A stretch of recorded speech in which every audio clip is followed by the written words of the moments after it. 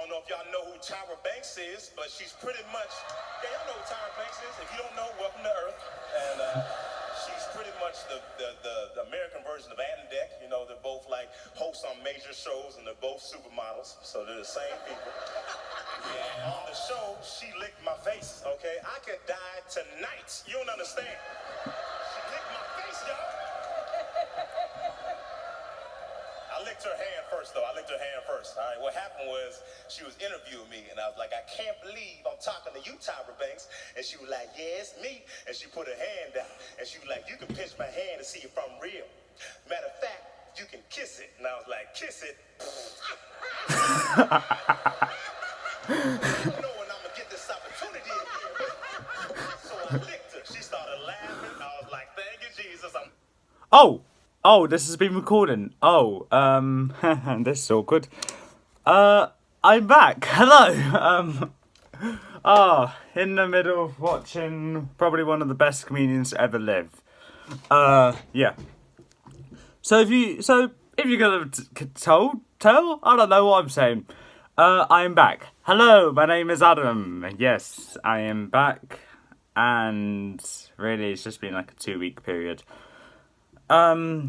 I have gained a bit more time and kind of gained back some enthusiasm. And this list will be a bit different than others since this is actually... Oh, damn it. Damn it. Not the camera over.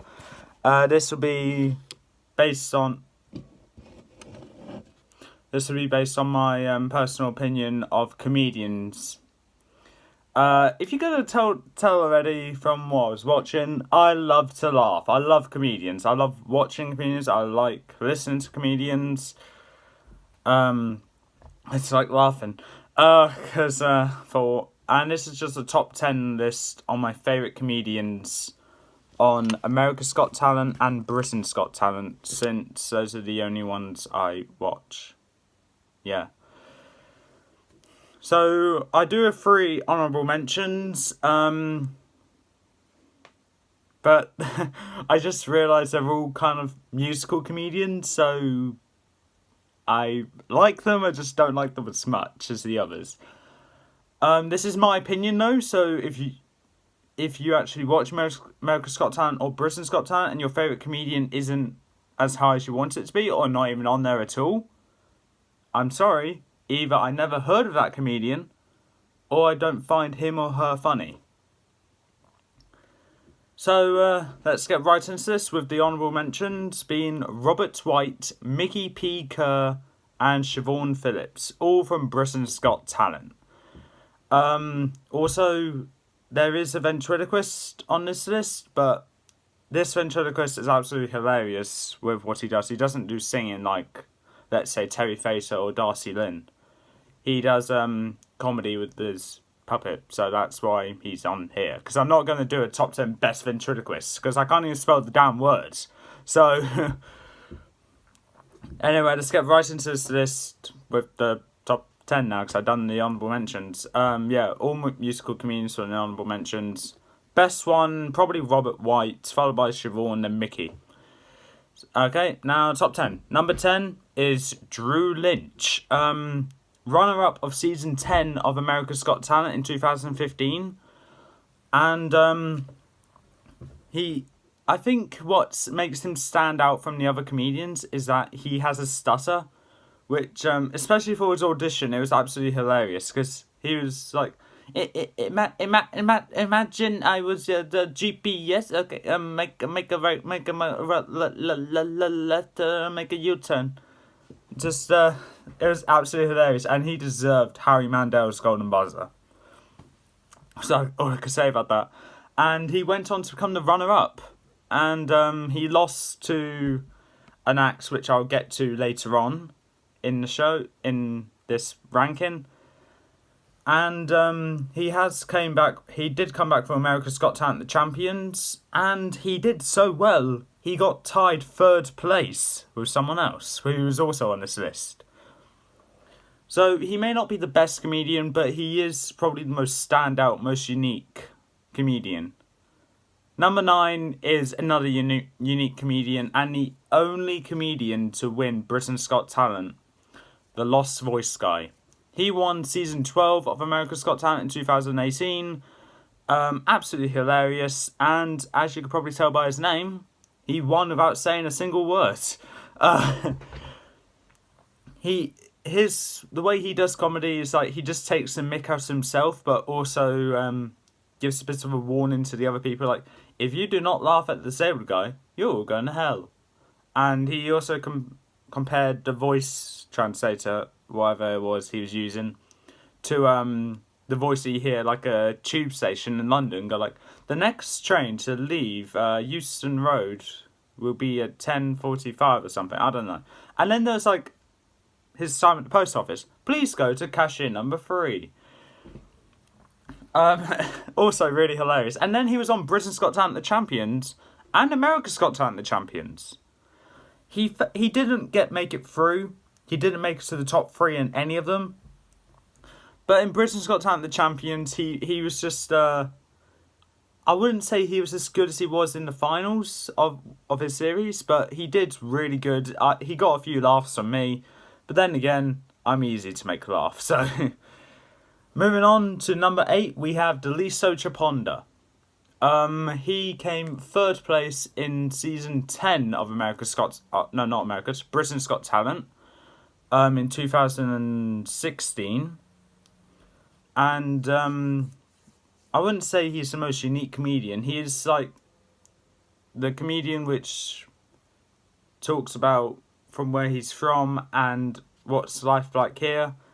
It's kind of like a hard topic to discuss about, but he does it so well, it's absolutely hilarious. And there's a rumour he might be on Britain's Got Talent, the Champions, and considering there's only 1 week left before the finals, he'll be coming on next week on Saturday, which hopefully he will, because, well, otherwise we're stuck with a comedian like Vicky Barbalack, who I know is on the show, but I don't find her funny, really. I admit she's a good comedian. Like, she made it to the finals in 2018, of America's Got Talent.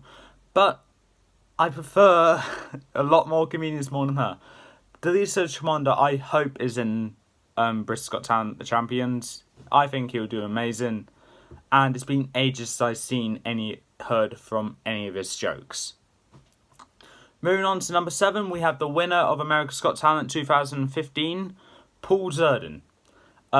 He beaten Drew Lynch, because they're both in 2015.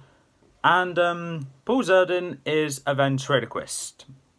And I wouldn't say it's him that makes the laugh. I think it has to be his puppet Sam. Britain's Got Talent, him and Sam did... Britain's Got Talent, the Champions, I meant. Him and Sam were just talking about... Well, he was just trying to do a comedy routine without the puppet, because the puppet was annoying him. And he was like, no, you can't do that, you need to be politically correct. These 2 Irishmen, racist. My mother-in-law, no. What? Sexist. Okay. This big fat bloke, sizist, and it keeps going on. And then eventually Sam became a real boy, which I think it's kind of obvious how he did that, but still really good. He came 2nd place in Britain's Got Talent, the Champions, before he got eliminated by the Mersey Girls. And in America's Got Talent, the Champions, he didn't exactly do great, in my opinion. He got 2nd place again before being eliminated in the preliminaries. I think that's how you say the word. And what he did was he made him and his puppet make sounds at the same time. He was doing like a beatbox and the puppet was like... It's actually really good, but not as good, in my opinion, to Britain's Got Talent or his performances in his series on America's Got Talent. Because he even swapped his voiceover with the puppet in the finals, which was amazing. And he used Harry Mandel as a puppet as well, which is absolutely fabulous. Moving on to number 6, we have Series 11 finalist, Tapeface. Some people will say he's not a comedian, but what would you class his act under? Sorry. what would you class his act under? Because it's not exactly magic or anything. He just makes people laugh with the stuff he does. He makes something out of nothing. In his audition, he put 2 oven mitts on, lifts them up, reveals they have something like eyes around here, and just made them talking, and then eventually they just did that. And then in the finals of America's Got Talent, he put a toilet seat over Mel B's head and around her neck as well, and you need to be like, okay, yeah, that is actually really hilarious. And in the in America's Got Talent, the Champions, he made Terry Crews do his striptease, I guess, and he gave Terry the golden buzzer, and then he got tied 3rd place with Drew Lynch in that result there. And in Britain's Got Talent, the Champions, last night, he did disappoint me a bit there, but I'm not going to complain. It was still pretty good, and but it was a bit disappointing considering I hyped him up so much to some personal people I know. It's like, oh, he's amazing, you'll love him, and he did that, and I'm like, yeah. Hopefully the other guy will. Hopefully the other guy I hyped out will be good. Moving on to number 5, we have America's Got Talent 3rd place in 2019, literally last week, Ryan Niemiller. Now, he does comedy similar to the Lost Voice guy. He takes the mick out of his disability, but also does it in a better way to the Lost Voice guy, in my opinion, because he starts off all calm, and then he ends up being all crazy, shouting at the top of his lungs, which just makes it even more hilarious. I can't really say much about him though, because he is the newest comedian out of all of these comedians here.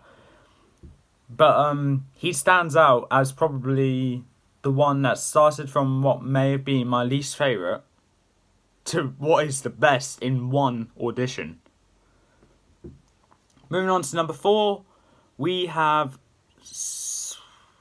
Oh, I can't remember what year it was. Oh, wow, this really is bad because I just remember what year it is. We have BGT's finalist, 4th place, I think. Kojo Anim. Anim, I don't know. But he was Simon's golden buzzer, and Simon doesn't understand comedy very well, so it's kind of like a privilege to have a comedian have Simon's golden buzzer. It was a good comedian. He was in the 2019 BGT series. I think that was series 13. Did absolutely amazing. I was a bit upset that he didn't win, but there were the other acts that were in the top 3 were also amazing. And I think we're seeing one of those acts next week in Britain's Got Talent, the Champions. And one of the other remaining 2 we saw last night. So it was really good. But Kojo, really funny, and most of his jokes, he compares his dads to other dads, like of how strict his dad was and all that. But I found that absolutely hilarious, and I was like, wow, I'm actually really grateful to have my dad being rather kind. So that's all I can say, really.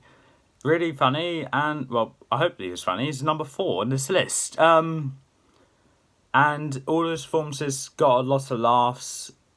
I will admit, though, his finals performance was not my favourite. It was actually my least favourite out of his 3 performances. Moving on to number 3, we have 2018 America's Got Talent, the finalist. Series 13, I think it was. Samuel J. Comroe. Now, what can I say about this guy? With his act, he does take the mick out of his condition. He has Tourette's syndrome, and he does take the mick out of himself, like I said, but he doesn't do it as often as the Lost Voice guy or Ryan Niemiller. he just does it every now and then he just compares. Then he just talks about what happened in his regular life, like let's say okay, so someone came up to him and was like, hey, I can pray your Tourette's away. And then he said, dude, I want you to get out of my face. Prayer won't work. Prayer does work. Prayer don't work. And then the other guy was like, prayer does work. Why would you even say that? Because 15 seconds ago, I prayed for you to go away. And then he walked away. And then he was like, oh, damn, prayer work. So, the way he just talks about his condition rather casually along with other stuff is what makes him funny. And I personally think he deserved to win America's Got Talent that year. But he lost to what I need to say is one of the best magicians I've ever seen. But what am I going to do? He won't. I don't think he's coming back for BGT the Champions. But when he was in America's Got Talent the Champions, he did really good. Can't remember his act. He just compared what his comedy routines were like outside America's Got Talent and comparing them to inside America's Got Talent. Like 2 minutes on America's Got Talent, 1 hour in real life. It's like, you did not prepare me for the real world. And that's it. Number 2. Probably the best Britain's Got Talent comedian and the runner-up in 2013's Britain's Got Talent, which I believe is Series 7's BGT. And that is Jack Carroll. I don't know what can I say. Like Samuel, Ryan and Lost Voice Guy, he takes the mick out of his condition, his being cerebral palsy, but not as bad as the Lost Voice Guys. But he just, I can't, because his audition was the one that stuck out the most to me, because in his audition, the first line he said when his act started was like, don't worry, I know what you're thinking. Ooh, Harry Potter had a nasty Quidditch accident. And he just kept going, just taking the mick at himself and also going along with a bit of his life as well. And then we go on to the semi-finals and the finals, and they just keep getting better and better. And then and he gave the runner-up. And he even said, after he found out he was the runner-up, he said, runner-up? That's a bit offensive, isn't it?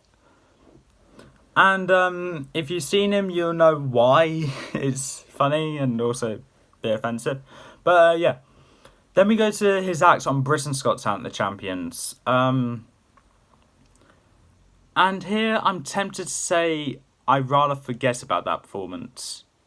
Because it wasn't exactly funny. Like, it was better than other comedy acts that we had on that show. But he was very vicious towards the judges, especially Amanda and Alicia accusing him of using Botox.